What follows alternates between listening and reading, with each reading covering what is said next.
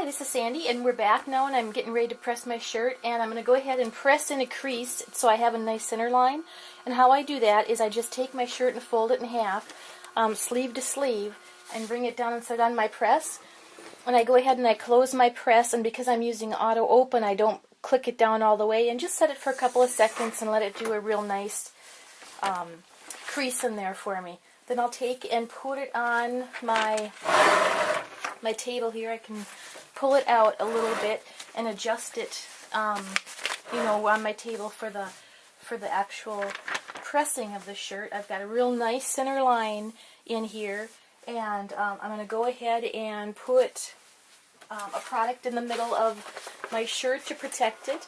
And you can use a Teflon sheet, a piece of parchment paper. You could use the Rhino pads or the soft fusion pads that we have on our website, rhinestonetemplates.com. And you can use whatever's handy for you to use. So I go ahead and I insert that. If you didn't do this, you would have glue seepage all the way through the shirt. And you don't want that. The glue will go through to the back of the shirt, and you don't want that. So I'm going to go ahead and slide my shirt back up into position. And I'm going to bring it back down here. Let's go ahead and size up our transfer too. So in your Teflon or whatever you have in the middle of your shirt, make sure you don't have any wrinkles or anything on your shirt, because that will, or on the Teflon that comes through, that will show through onto your shirt and make a permanent crinkle. I'm going to use my spacer here. I space up from my collar. I have my center line coming down.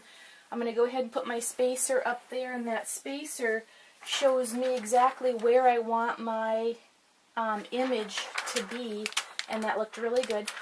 So now I just take my, I take the transfer, the cowgirl transfer that we need, and I go ahead and I fold it over to the middle, and then I go ahead and just make a crease on both of the two ends of the transfer. And the reason I do that is it makes a little crinkle in it, so I can take and line up my on my spacer where I want my image to start at. But then I have the two lines in my transfer as well that I line up with the line that I creased in, and so I've lined it up vertically and horizontally. So then I just remove my spacer and get it out of the way. Lay your transfer down. You know that everything is nice and straight and lined up and at the perfect distance from where the top is. I slide my shirt back in, get it ready. I've got my product on the inside that is going to go ahead and, I have one stone that's turned over there. Let's grab that. Always make sure and do one check too before you actually press your shirt, just to give it a good look over, just to make sure that everything is how you want it to be. And I had one stone that was turned over, and I'm really glad I caught that now, or that would have meant the whole shirt would have not been a marketable shirt. So there we go. Okay, so I got that all ready to go, and I'm going to go ahead and grab a piece of Teflon and put another piece of Teflon over the top to protect my shirt. I also put Teflon on my heat press to protect it, but this one is also to protect my top of my plate too on my heat press.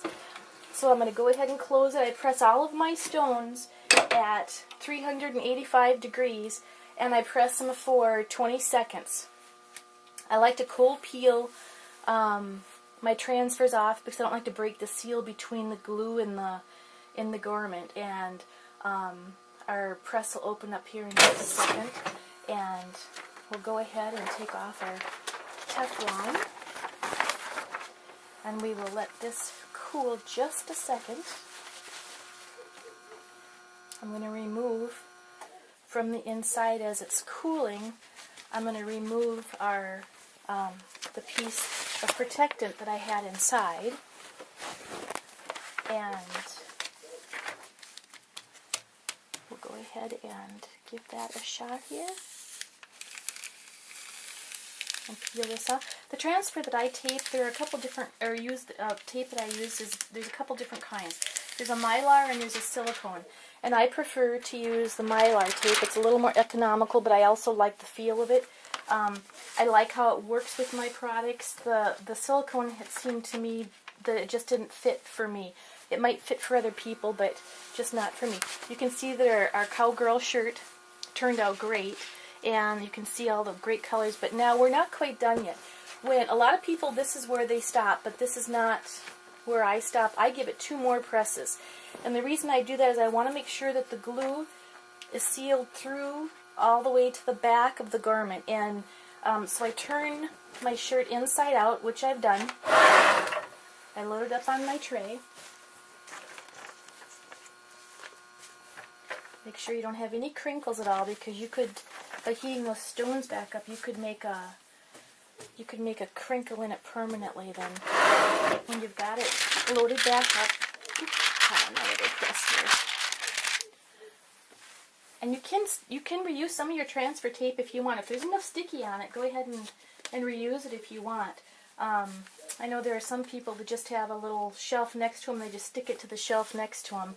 It's totally up to you if you feel that there's enough stick left to be able to do that. So I'm just going to go ahead and give this another shot here for a press, and the shirt is inside out. So this is the front, right where the back of the stones would be. And I'm going to go ahead and, again, I have a auto open press, so I'm just going to go ahead and hold it down for a few seconds just to heat that glue up on the back again and have it go through those fibers just a little bit more. And I'll go ahead and open it.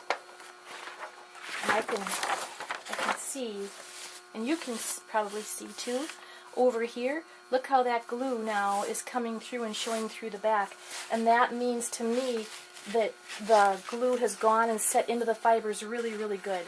And I won't have people coming back and bringing the shirt back where the stones are going to fall off or get dislodged or whatever. The shirt that I'm pressing on is a district thread shirt, a scoop neck, and I either got it from Sanmar or S&S Activewear. I'm not quite sure which one it was.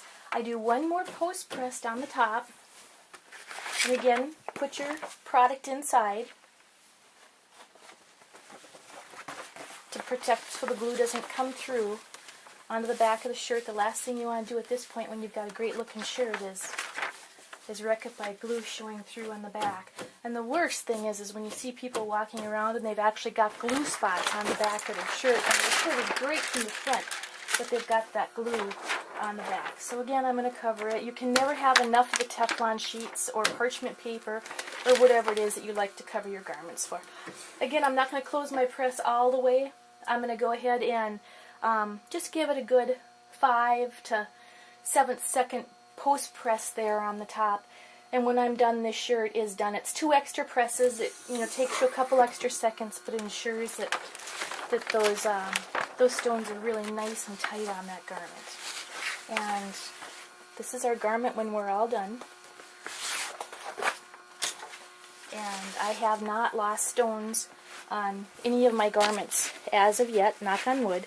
But you can see that, I hope you can see, I can't quite tell by the camera here, but you can see that everything turned out great. And if you have any questions or you need any help, let me know. At rhinestonetemplates.com we create custom templates for you, but we also do a lot of download designs where if you have your own cutter and your own material and you want just somebody to make a design for you and you can cut yourself, feel free to send us an email. We'll be glad to work with you. We also do custom transfers for people for putting on the shirts themselves. So if you need any custom transfers made or download files or rhinestones or any of the supplies, sticky flock or the green rubber or any of the true typeable rhinestone fonts that I create, just check out the website. And if you have any questions or any ideas that you'd like to see a video made, just let me know. It's Sandy Jo at rhinestonetemplates.com. Thank you.